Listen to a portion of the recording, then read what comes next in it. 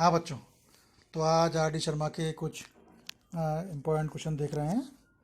आज मैं आप लोगों के लिए कुछ ऐसे क्वेश्चन छांट के लाया हूँ जो आर डी शर्मा में हैं लेकिन बुक में नहीं है और हमारे सिलेबस के हिसाब से बहुत इम्पोर्टेंट हैं। तो आप सब ध्यान से देखिएगा और कॉपी में नोट करिएगा। कुछ में कॉन्सेप्ट थोड़े से आपको कठिन लगेंगे लेकिन समझने की कोशिश करिएगा, इतने मुश्किल नहीं है। ठीक है, तो शुरू करते हैं बेटा। पहला क्वेश्चन है r bar equal to r bar dot i cap, bracket के बाहर i cap, plus r bar dot j cap, bracket के बाहर j cap, plus r bar dot k cap, bracket के बाहर के कैप। अगर आपने ये क्वेश्चन पहले नहीं किया है तो आपको कुछ अजीब सा शुरू में ये कुछ अजीब सा स्ट्रेंज लगेगा आपको, लेकिन एक बार आप कर लेंगे इसको तो आपको बिल्कुल बहुत ही ईजी लगेगा।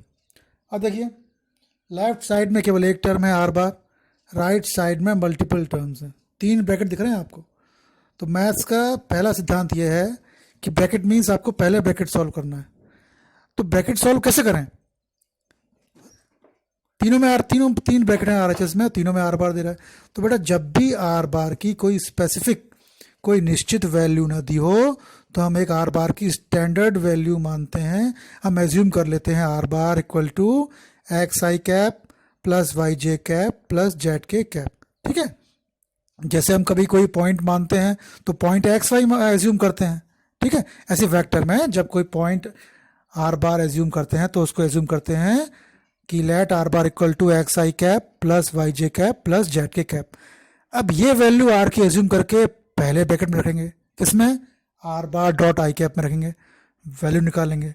चूंकि आर बार में एक्स आई वाई जे जेड के आई जे के तीनों हैं और हम आर डॉट आई निकाल रहे हैं, आर का आई से इंटू कर रहे हैं। तो आप देखोगे आई का आई से इंटू होगा, आई का जे से इंटू होगा, आई का के से इंटू होगा, है ना। तो आई डॉट आई ही बचेगा, बाकी सब जीरो हो जाएंगे, है ना। तो देखते हैं कैसे किया है। तो बेटा देखिए, हमने एज्यूम किया आर बार, जैसा मैंने आपको बताया था, आर बार एज्यूम किया x i cap plus y j cap plus z k cap. अब तीनों ब्रैकेट को वन बाय वन सॉल्व करेंगे। तो पहला ब्रैकेट क्या था? पहले ब्रैकेट में था are bar dot i cap. अब देखिए आर बार क्या है बेटा? X i cap plus y j cap plus z k cap. Bracket के बाहर था आई कैप, बीच में डॉट है। पहले ब्रैकेट में आई जे के तीनों हैं, दूसरे ब्रैकेट में केवल आई है। तो आई का आई से इंटू होगा, बाकी सब जीरो हो जाएंगे, है ना। तो आप देखो पहले ब्रैकेट में आई का कोफिशिएंट एक्स है, तो और आई में जो ब्रैकेट के बाहर आई है उसमें कोफिशिएंट 1 है। तो आप जब x i cap plus y j cap plus Z cap को इंटू करोगे तो आप देख रहे हो एक्स ही आएगा। क्यों? क्योंकि जे डॉट आई जीरो हो गया, के डॉट आई जीरो आ गया, है ना। तो are bar dot i cap हो गया x, similarly R bar dot j cap हो गया वाई, और are bar dot k cap हो गया जेड। अब क्या करना है बेटा? अब आप आर एच एस देखो, आर एच एस क्या था? ब्रैकेट में are bar dot i cap, फिर बाहर आई कैप, ब्रैकेट में are bar dot j cap, बाहर जे कैप, प्लस ब्रैकेट में are bar dot k cap, बाहर के कैप। आर एच एस लो, ये वैल्यू रखो, फिर इसमें are bar dot i cap की वैल्यू रखो, are bar dot j cap की वैल्यू रखो, are bar dot k cap की वैल्यू रखो। तो क्या मिल जाएगा आपको? आपको मिल जाएगा x i cap plus y j cap plus Z cap. यही तो आर बार है, तो इक्वल टू आ गया आर बार जो एल एच एस है। तो हमने RHS equal to LHS prove कर दिया। तो मेन क्या था बेटा इसमें? हमने r bar equal to x i cap plus y j cap plus z k cap assume किया, ब्रैकेट की वैल्यू निकाली, एक ब्रैकेट की वैल्यू एक्स आ गई, दूसरे ब्रैकेट की वैल्यू वाई आ गई, तीसरे ब्रैकेट की वैल्यू जेड आ गई। फिर हमने आर एच एस में वो वैल्यू रख दी, तो आपको क्या आ गया? X i cap plus y j cap plus z k cap आ गया, वही तो आर बार है, एल एच एस आ गया। ठीक है, अब नेक्स्ट क्वेश्चन देखते हैं बेटा। फिर एक इंपॉर्टेंट क्वेश्चन है। क्या क्वेश्चन है ये? ए bar plus B bar plus सी बार 0 दिया है, मॉड ए बार 3 दिया है, मॉड बी बार 5 दिया है, मॉड सी बार 7 दिया है, और निकालना है एंगल ए और बी के बीच। ठीक है, ए और बी के बीच, ए बार और बी बार के बीच एंगल कैसे निकलता है? डॉट प्रोडक्ट से। ए बार डॉट बी बार होता है मॉड ए bar mod b bar cos theta. तो यहाँ से कॉस थीटा क्या हो जाता है? ए bar dot B bar upon mod ए बार मॉड बी बार। ठीक, तो अब ए और बी के बीच वेक्टर एंगल निकालना है, तो मॉड ए और मॉड बी तो दिया है, पर न्यूमीटर के ए बार डॉट बी बार का क्या करें? तो ये हम निकालेंगे जो रिलेशन दी हुई है हमें a bar plus B bar plus C bar equal to 0 से। अब इसको कैसे करेंगे एक्सपेंड?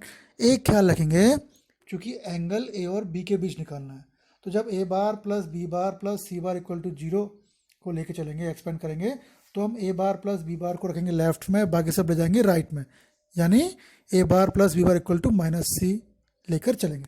तो देखिए कैसे किया है क्वेश्चन ये।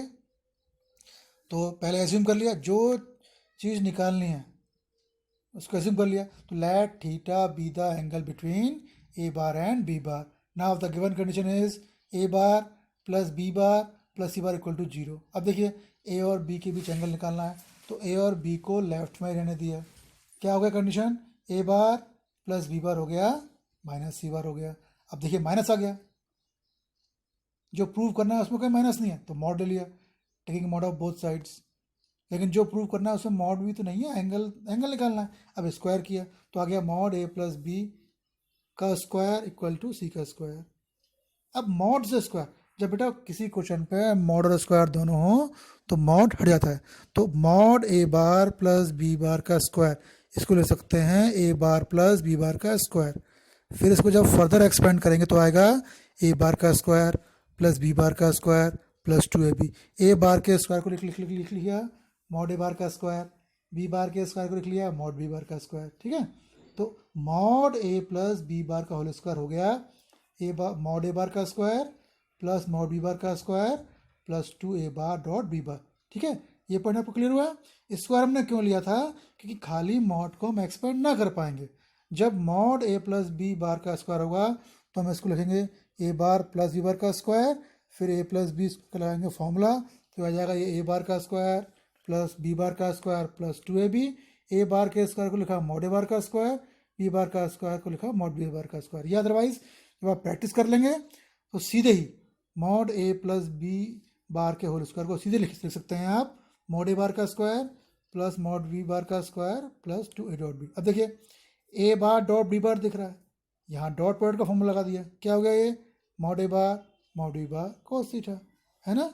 मॉड ए बार की रखो वैल्यू 3 है तो 9 हो गया, मॉड बी बार की वैल्यू रखी, मॉड सी बार की वैल्यू रखी, कैलकुलेशन किया हमने को cos theta equal to half आ गया, चौथा है 60 पे, तो थीटा आ गया 60 डिग्री। तो बेटा ये क्वेश्चन सॉल्व हो गया। तो मेन इसमें पॉइंट क्या था बेटा, ए और बी के बीच एंगल निकालना था, तो ए प्लस बी प्लस सी, इसमें ए बार और बी बार को केवल लिखा लेफ्ट में, बाकी सबको राइट साइड में ले गए, फिर मॉड लिया। अगर आप मॉड नहीं भी लेंगे तो स्क्वायर लेने से भी काम हो जाएगा, जैसा आपको कन्वीनियंट है। स्क्वायर लगाया, एक्सपेंड किया, ए बार के स्क्वायर को मॉड ए बार स्क्वायर लिख लिया, हर एक स्क्वायर को मॉड में चेंज कर दिया, वैल्यू रख दिया हमने, ठीक है। तो इतना मुश्किल नहीं था। हाँ, अगर आप ये क्वेश्चन नहीं करेंगे और अगर कोई जैसे क्वेश्चन आएगा एग्जाम में तो आपको दिक्कत हो सकती है बेटा। अब एक और क्वेश्चन बेटा, क्या क्वेश्चन है, इंपॉर्टेंट क्वेश्चन है बेटा, है तो ये एक क्वेश्चन, लेकिन मैं आपको 2 क्वेश्चन और असाइनमेंट दूंगा आपको। तो क्या बोल रहा है बेटा ये, if a cap and b cap are unit vectors inclined at an angle theta. A cap और बी कैप 2 यूनिट वेक्टर दिए हैं, यानी मॉड ए कैप 1 दिया है, मॉड बी कैप 1 दिया है। 1 क्यों दिया है, यूनिट वेक्टर है, यूनिट वेक्टर मीन्स मॉड 1 होता है। और furthermore it is saying that angle between a cap and b cap is theta, then we have to prove that sine theta by 2 equal to half mod a cap minus B cap. ठीक बेटा, तो given चीज 2 हैं, क्या 2 हैं कि A cap unit vector है, यानी मॉड ए कैप 1 दिया है, मॉड बी कैप 1 दिया है, और एंगल दिया है थीटा। ठीक, अब प्रूव क्या करना है बेटा, ये सबसे इंपॉर्टेंट पार्ट है। प्रूव करना है sine theta by 2 equal to half mod a cap minus B cap. इसमें जो प्रूव करना है उसमें भी मॉड है, तो वही जैसे मैंने बताया, मॉड दिया है जब भी किसी क्वेश्चन में तो मॉड का स्क्वायर लेकर शुरू करते हैं। तो कैसे किया हमने, mod a cap minus B cap का स्क्वायर, ये तो खैर a cap minus B cap into a cap minus B cap कर रहा है, आप सीधे एक्सपेंड करो।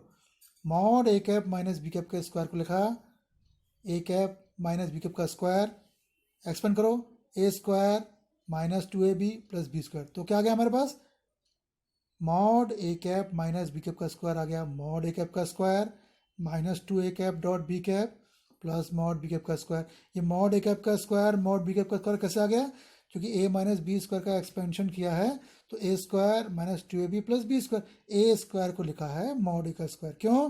किसी वेक्टर का स्क्वायर होता है उसके मॉड का स्क्वायर। ठीक है, तो अल्टीमेटली कहाँ पहुँच गए हम बेटा? Mod a cap minus B cap का स्क्वायर इक्वल टू हो गया मॉड a कैप का square minus 2a cap dot b cap दिया है, फॉर्मूला डॉट प्रोडक्ट का a cap dot b cap क्या हो गया?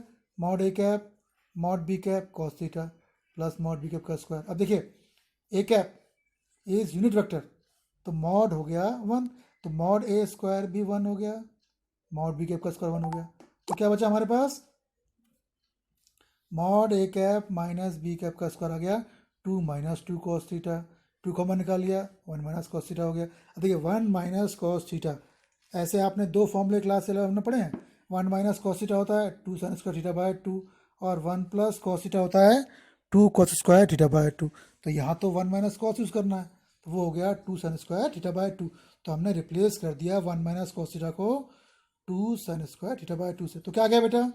Mod a cap minus B cap का स्क्वायर आ गया 4 साइन स्क्वायर थीटा बाय 2, तो साइन स्क्वायर थीटा बाय 2 आ गया 1/4 mod a cap minus B cap का स्क्वायर, तो साइन थीटा बाय 2 आ गया half mod a cap minus B cap. हमारा क्वेश्चन प्रूव हो गया। ठीक है, तो वही था, मॉड था बेटा, तो मॉड का स्क्वायर लेके चलेंगे, एक्सपेंड करेंगे और गिवन वैल्यू रखेंगे। अब देखिए ये क्वेश्चन तो कर लिया अपन, अब इससे मिलते जुलते दो इंपॉर्टेंट क्वेश्चन और हैं सेम। यहाँ साइन थीटा बाय 2 था half mod a cap minus B cap. एक क्वेश्चन और है, सेम क्वेश्चन है, उसमें प्रूव करना है cos theta by 2 equal to half mod a cap plus B cap, उसमें प्लस है, तो आप mod a cap plus B cap का स्क्वायर लेके चलेंगे, एक्सपेंड करेंगे और रखेंगे वैल्यू। एक क्वेश्चन और है, same question, a cap and b cap are unit vectors, angle theta है, तो उसमें प्रूव करना है tan theta by 2 equal to numerator में है mod a cap minus B cap, denominator में है mod a cap plus B cap. तो न्यूमीटर अलग सॉल्व करेंगे आप, mod a cap minus B cap का स्क्वायर लेके चलेंगे, वैल्यू आएगी कुछ उसकी, फिर कितनी आएगी वैल्यू? उसकी वैल्यू आएगी 2 साइन थीटा बाय 2, फिर mod a cap plus B cap का स्क्वायर लेके चलेंगे, सॉल्व करेंगे उसको, उसकी वैल्यू कितनी आएगी? 2 कॉस थीटा बाय 2, फिर आप रख देंगे वैल्यू, तो साइन अपन कॉस 10 आ जाएगा। ठीक है, तो वो दोनों क्वेश्चन आप मेरे ख्याल से कर लेंगे। तो ये क्वेश्चन हो गया बेटा, आपको समझ में आ गया होगा। अब नेक्स्ट क्वेश्चन पे आइए, बहुत इंपॉर्टेंट क्वेश्चन है, सिंपल क्वेश्चन है, शुरू शुरू में थोड़ा डरावना लगता है लेकिन ईजी है। यही क्वेश्चन आपको 3D में भी करना है। क्या क्वेश्चन है? एक क्यूब दिया हुआ है, show that angles between two diagonals of A cube is cos inverse 1/3। अगर एक क्यूब दिया हो तो उसकी दो डायगोनल के बीच एंगल होता है कॉस इनवर्स 1/3। जो बच्चे कॉम्पिटिटिव एग्जाम की तैयारी कर रहे हैं वो इस क्वेश्चन को एज ए फॉर्मूला याद रखेंगे। ठीक है, क्योंकि फॉर्मूले में आपको केवल ऑब्जेक्टिव टिक करने होते हैं, और वैसे भी आप एज ए फॉर्मूला ही इसको याद करेंगे, क्योंकि ये क्वेश्चन ऐसे भी आ सकता है, find the angle between two diagonals of A cube.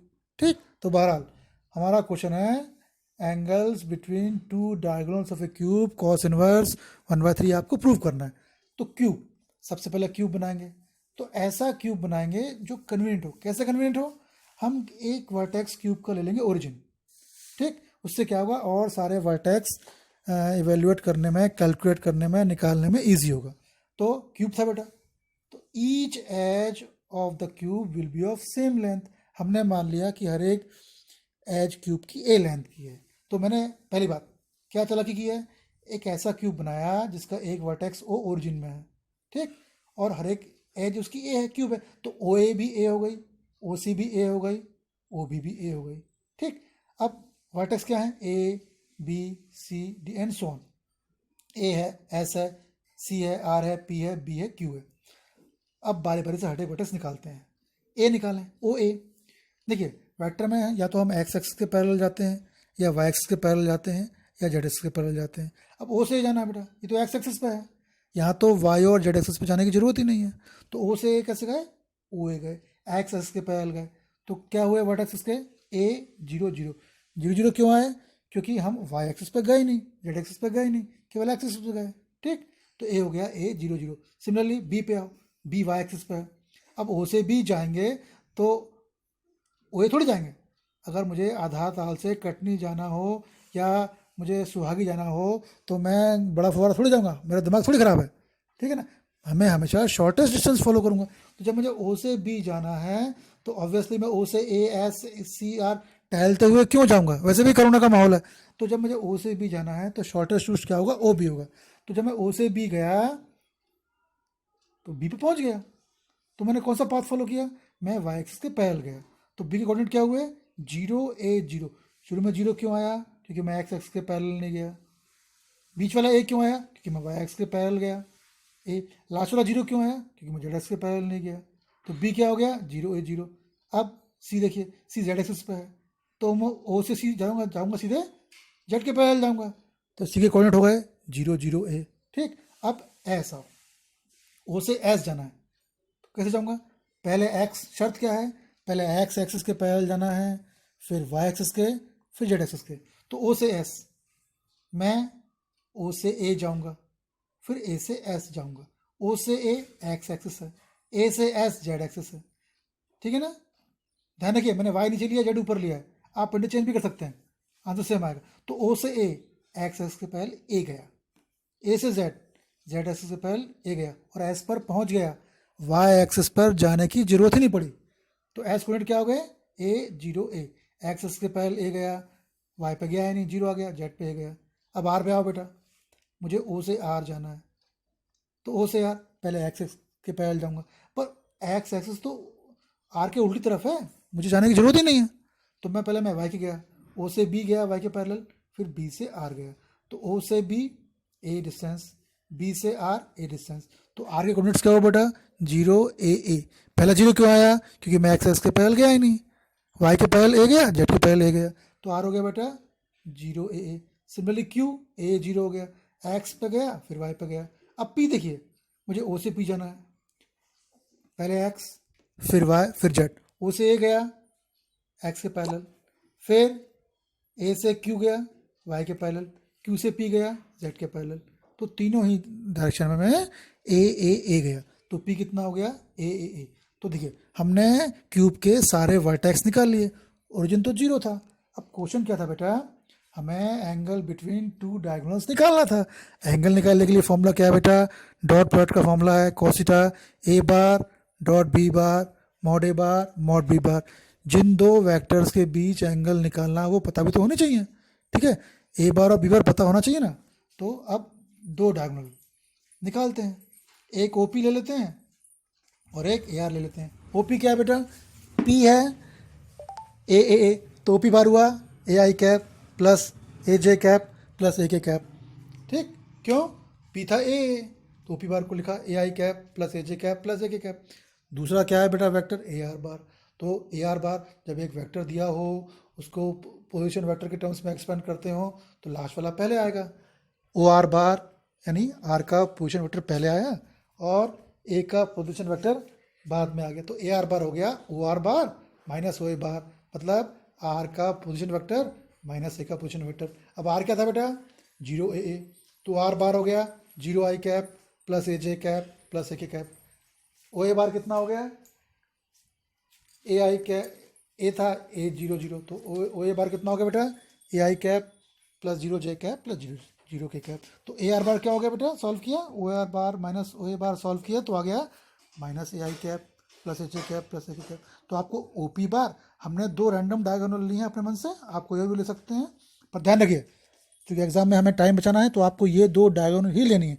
आप दूसरी डायगोनल भी ले सकते हो, आंसर सेम आएगा। तो ओ पी बार निकल गया, ए आर बार निकल गया। चलिए एंगल निकालिए, cos theta O P bar dot A R bar upon mod O P bar mod A R bar. A bar को ओ पी बार लिया है, पी बार को ए आर बार लिया है। अब रख दो वैल्यू बेटा, cos थीटा कितना हो गया, ए आई कैप प्लस ए जे कैप प्लस ए के कैप, माइनस दूसरे ब्रैकेट में क्या आएगा बेटा, माइनस ए आई कैप प्लस ए जे कैप प्लस ए के कैप। नीचे मॉड आ गया, रूट आई के कोफिशिएंट का स्क्वायर जे के कोफिशिएंट का स्क्वायर के कोफिशिएंट का स्क्वायर। दूसरे वाले मॉड में भी वही आ गया। अब इंटू करो, आई का आई से इंटू करना है, जे का जे से इंटू करना है, के कैसे इंटू करना है। तो ए इंटू माइनस है माइनस ए स्क्वायर आ गया, जे वालों से ए इंटू ए स्क्वायर हो गया, ऐसे केवल आ गया। नीचे बेटा रूट ए स्क्वायर प्लस रूट ए स्क्वायर प्लस रूट ए स्क्वायर, रूट के अंदर 3 ए स्क्वायर आ गया, दूसरे में भी रूट 3 स्क्वायर आ गया। ए स्क्वायर पे रूट है, ए बाहर आ गया रूट 3 ए, क्योंकि 3 पे स्क्वायर नहीं था। तो नीचे आ गया रूट 3 ए इंटू रूट 3 ए, रूट 3 हो गया, ए इंटू ए स्क्वायर आ गया। और न्यूमरेटर में माइनस ए स्क्वायर से ए स्क्वायर कैंसिल हो गया। ऊपर मिल रहा है ए स्क्वायर, नीचे मिल रहा है 3a², तो कॉस थीटा आ गया 1/3, तो थीटा आ गया बेटा कॉस इनवर्स 1/3। तो बेटा इस क्वेश्चन में मेन क्या था, मेन था डायग्राम। पहले डायग्राम बनाया, जानबूझ के हमने ऐसा क्यूब लिया जिसका एक वर्टेक्स ओरिजिन था, फिर बारी बारी से हमने हर एक वर्टेक्स निकाल लिया, फिर दो डायगोनल निकाल लिया, ठीक है, फिर एंगल का फॉर्मूला लगा दिया। मेन चीज़ बेटा यह है, जब भी हम डायगोनल बनाते, जब भी हम कोई डायग्राम बनाते हैं तो आपको पहले उस डायग्राम के बारे में कुछ लिखना है, ठीक है, कि वो क्या है। कुछ नहीं, आप लिख दो let O A S C R B Q P be a cube, फिर O A equal to a, O C equal to a, O Y equal to a. मतलब जो आप डायग्राम में आपने लिख रहे हो वो आप लिख दो, है ना, लेबलिंग इसे बोलते हैं। आप जिस केमिस्ट्री में करते हो इसके भी नंबर होते हैं, ठीक है। तो मेन डायग्राम है दो, फिर एंगल लगाया आपने और कैलकुलेट किया, ठीक है। अब बेटा नेक्स्ट क्वेश्चन पे आते हैं, इंपॉर्टेंट क्वेश्चन है बेटा। फिर देख रहे हो कि इसमें मॉड है, क्या दिया हुआ है, let A bar B bar C bar be 3 vectors of magnitude 3 4 5। Magnitude थोड़ा भारी भरकम शब्द लग रहा है, सिंपल शब्द में मैग्नीट्यूड मीन्स मॉड। मॉड एक ए बार का मॉड दिया है 3, बी बार का मॉड दिया है 4, सी बार का मॉड दिया है 5, ठीक। एक कंडीशन और, each one is perpendicular to sum of other two vectors. मतलब ए बी और सी के सम के परपेंडिकुलर है, बी सी और ए के सम के परपेंडिकुलर है, सी ए और बी के सम के परपेंडिकुलर, मीन्स ए बार बी प्लस सी के परपेंडिकुलर है, B bar C bar plus ए बार के परपेंडिकुलर है, सी बार a bar plus B bar के परपेंडिकुलर है। और बेटा परपेंडिकुलर की शर्त हमने डॉट प्रोडक्ट में क्या पढ़ी है, अगर ए बार और बी बार परपेंडिकुलर हो तो ए बार डॉट बी बार होता है 0। तो चूंकि यहाँ ए बार और बी बार प्लस सी बार परपेंडिकुलर है तो कितना होगा, a bar dot B bar plus C bar equal to 0। Similarly b bar dot C bar plus A bar equal to 0, ठीक है।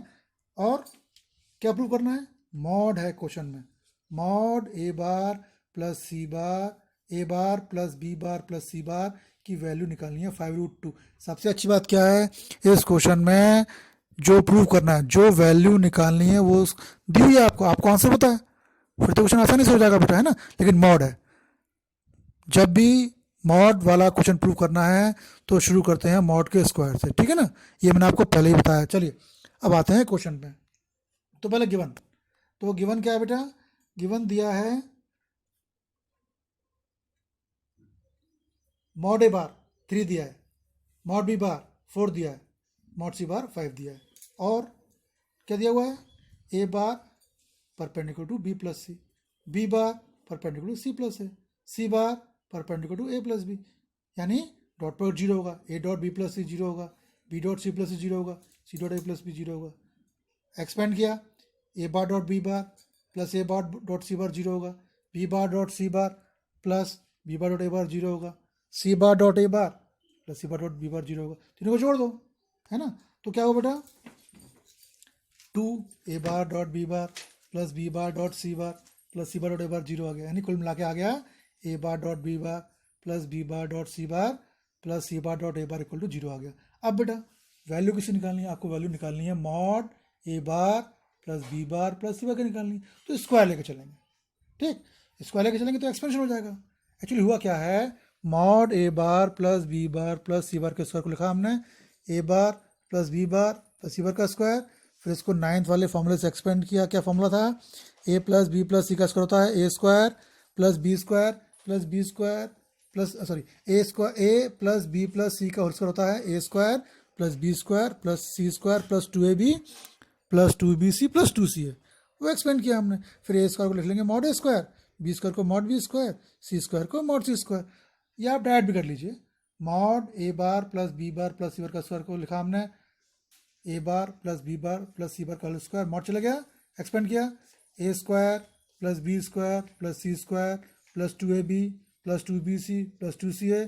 ए बार का स्क्वायर को लिख लिया मॉड ए बार का स्क्वायर, बी बार का स्क्वायर को लिख लिया मॉड बी बार का स्क्वायर, सी बार का स्क्वायर को लिख लिया मॉड सी बार का स्क्वायर। तो क्या हो गया ये, तो ए bar plus B bar plus सी बार मॉड होल स्क्वायर हो गया मॉड ए बार का स्क्वायर, मॉड बी बार का स्क्वायर, मॉड सी बार का स्क्वायर प्लस 2 ब्रैकेट में A bar dot B bar dot C bar plus C bar dot A bar. Mod A की value पता है आपको, मॉड बी की value पता है, मॉड सी की वैल्यू पता है, सब्स्टिट्यूट कर देंगे, फिर A dot B plus B dot C plus C dot तो जीरो है ये। तो कितना आ गया, मॉड ए bar plus B bar plus सी बार का स्क्वायर आ गया आ गया 50।